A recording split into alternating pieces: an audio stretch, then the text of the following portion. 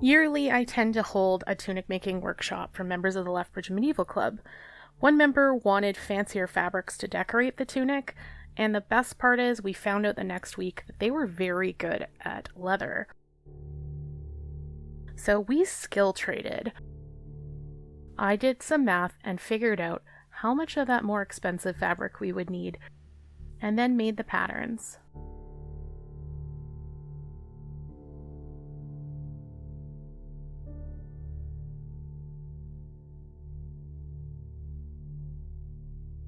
And all sketched out, it actually worked out pretty well. What I'm trying to do is, you can see the print through it. Yeah. So what I need to do is line this guy up with the edge here. Okay.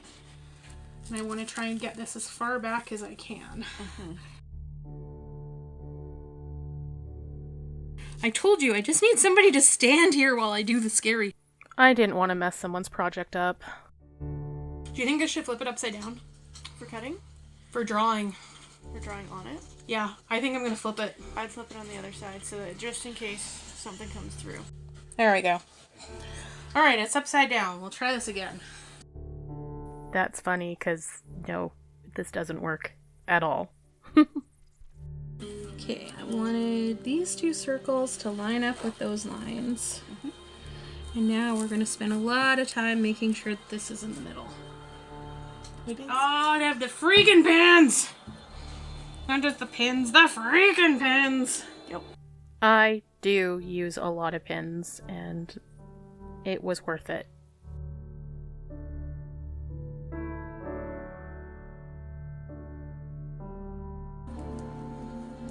No, that's one of the reasons why I wanted to do it on the other side. Actually, I'm gonna leave it. I'm going to take my scissors and I'm gonna cut it closer.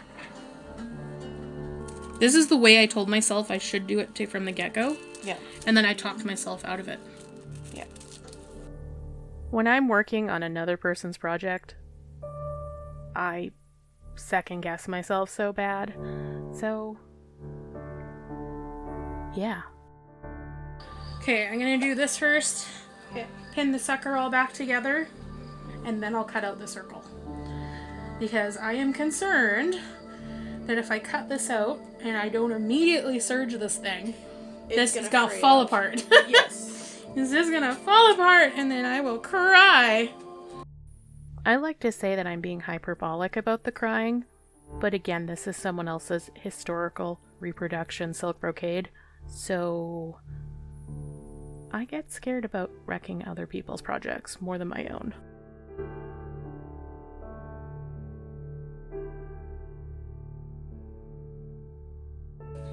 Oh my god, I did it! You did it! I did it! What's up? Actually, it's not, like, it phrased, but it's not as bad as I thought it was gonna be. Yeah. So, I really thought this stuff was gonna be, like, it's fairly stable, actually. Like, I'm impressed with the quality of this fabric. Yeah, I'm impressed with the quality. I'm still taking this thing immediately over to my serger.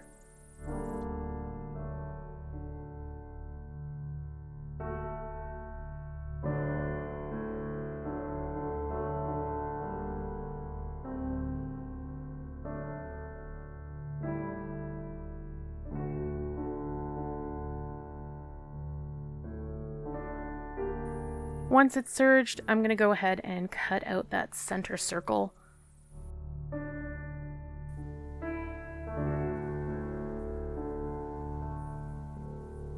Very carefully. I was terrified of cutting the fabric. And now I'm going to trace a line so it's very obvious where that circle should be. And the best part is, these friction pens work really well on this fabric.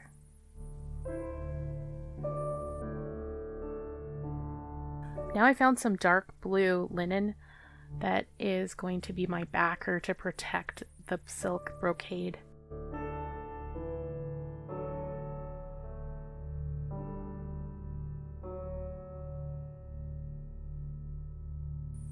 And then of course I'll trace it out. In this case I'm using one of those more tacky chalk pens. They're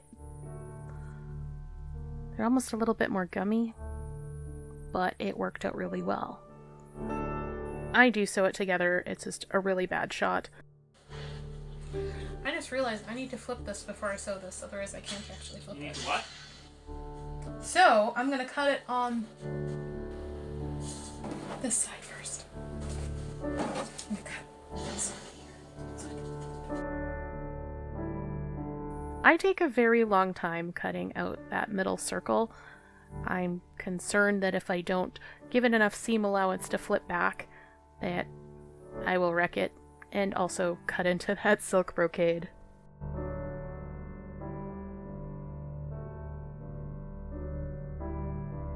Now I'm clipping my corners and doing some notches, just so when I flip it, it's gonna sit nicely.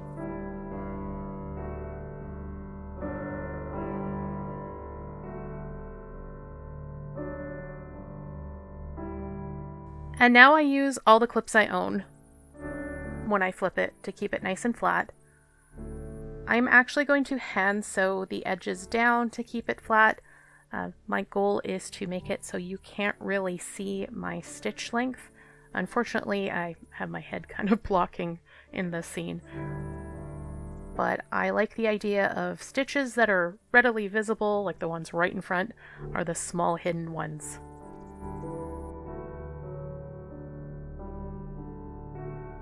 Right, eventually I do clip the inside of that circle, and I take a very long time and a lot of clips to make sure that it folds back and it matches the blue inside perfectly. I probably took about an hour to do this part. Again, it's that very visible visible part of the tunic. So for me, it's worth taking that extra time to clip all the corners. And again, I'm going to hand sew that section of the neckline. I don't want the threads to be visible on this part of the neckline. It would just be a little obvious. I don't like when the threads kind of ruin the pattern.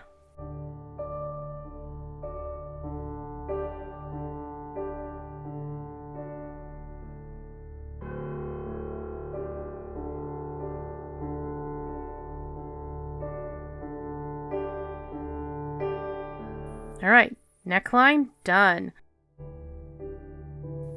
In this part, I've already cut out the trim for the sleeves, and again, I'm doing a very fancy method of making some of that blue linen backing for my silk sleeves.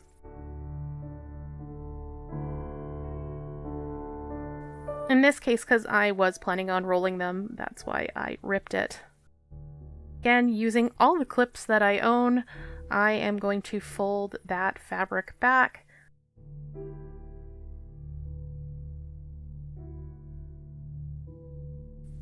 I found that the distinct pattern made it very easy for me to tell how to fold this fabric edge back and get a nice clean line.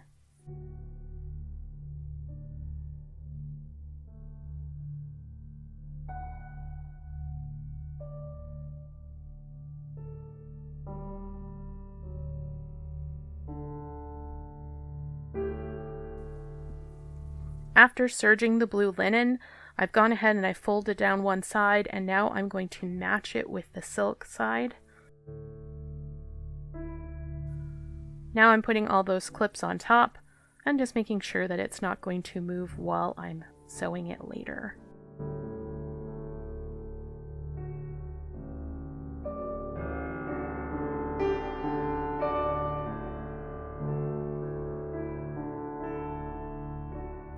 I'm going to take this trim to the machine, and I'm actually going to sew it as close to the edge as I can.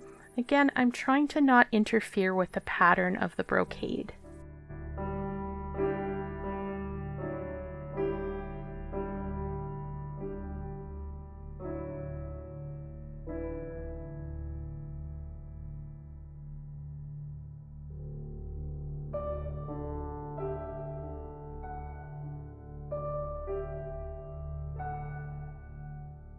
Because I started with the sleeve bands first, I felt comfortable in doing the bigger bits for the bottom of the tunic. I'm just using a ruler and good old chalk.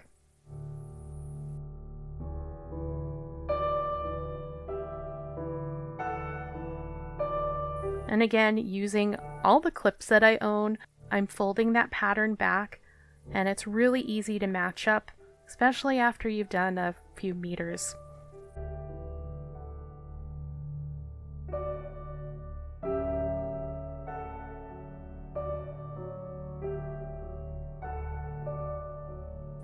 And now I am matching it up again to that same blue linen backer.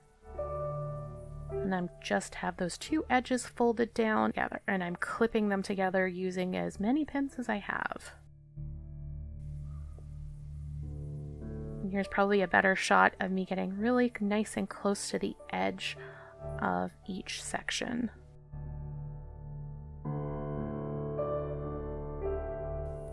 You'll see that even at this faster speed, I am taking my time with this section. I'm trying to keep these stitches from taking away from the pattern.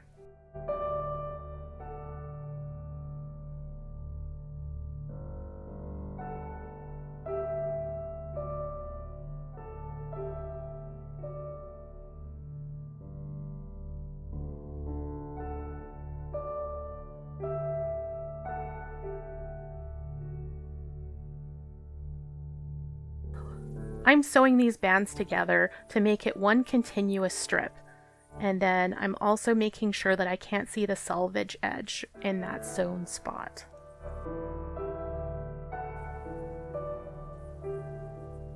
And this part took a fair amount of time. I chose to pin this trim on while it was hanging.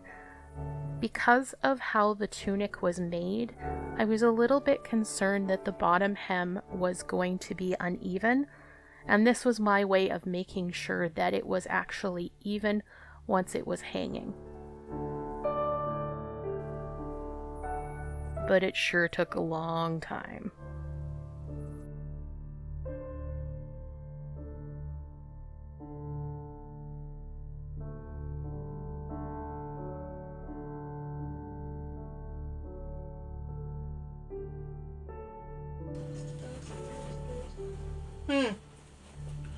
What do I do here? I don't know. I don't have the answer. But look how pretty it is. I wasn't sure what to do with this spot right here, because there isn't, well, okay, I could put one of these crazy squirrels between there, and there'd be an extra one facing its direction. So I just looked at the rest of the garment, and I realized that at the front of it, there's these great, this great little cross, flowery cross. So I thought that maybe I'm gonna take a piece of this and put that there, because then I can fold it the way I need it to. It doesn't have to be exactly symmetrical, and I think it would look great. And one of the pieces that I had, this whole piece here was actually reserved to do another strip, because I thought I would need the whole thing. I clearly measured incorrectly, and that's okay. But I'm just gonna cut this piece out, back it with that same blue linen, and put it in there, and I think it's gonna look great. Ta-da! I think it actually installed pretty cleanly. I'll probably have to like hand sew this part, but I think it's worth it, and I think it fits properly. So there's another benefit I've just kind of thought of by just hand stitching this in place. I essentially give a little bit of extra room, because you saw how much, like, there was all the way to here, there's like another, I'd say altogether is probably about an inch of wiggle room for the attachment. If I just hand stitch this in place on the underside and just tack it down and then whip stitch this all around, when this tunic eventually gets ruined, you're going to be able to unpick everything from this tunic and put it on a new tunic, which I know they did back in the day. And I think that would save a lot of money. Yeah, I just happened across that. That was an accident, and that was me going, I really don't want to have to unpin everything here. But I think it was a happy accident. So what is that, serendipity? Go serendipity. So I have sewn on the collar around the edges here. And I thought I was being clever by tacking down the middle down here, but if you see as we go along, there is a bubble here. Oops. So what I'm going to do is I'm going to unpick this bottom part, and I am just going to put this on maybe something a little bit more stable, like some Bristol board or something, and pin it and sew down this way. Yeah, and I'll just make sure it's in the middle and then come to the middle because, oops, it happens. Have the neckline on. Just hand stitched around all the way.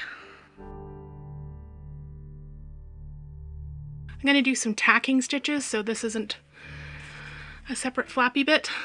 And I'll just do it into the lining bit here. And back to hand sewing.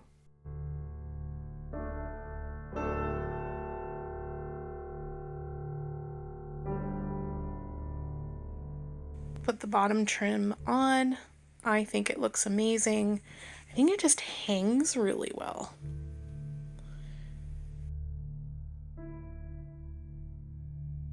I also sewed on the cuff pieces, and this took me longer than I thought it would, but I really just wanted it to lay flat and look pretty.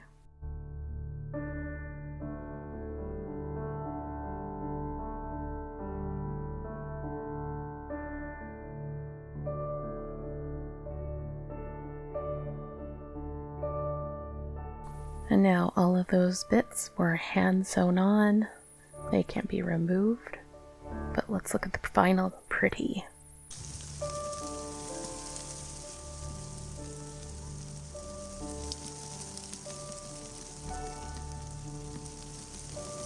Since we had a beautiful fall day, I was excited to see how the tunic would float in the wind in the trees.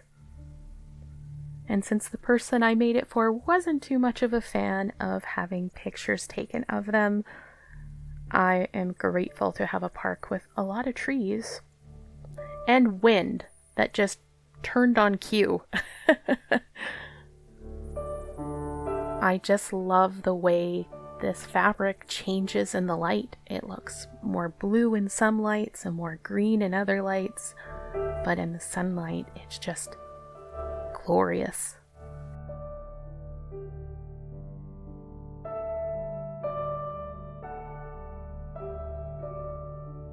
Thank you for watching. Please like, share, and subscribe, and tell me about a project that you're working on.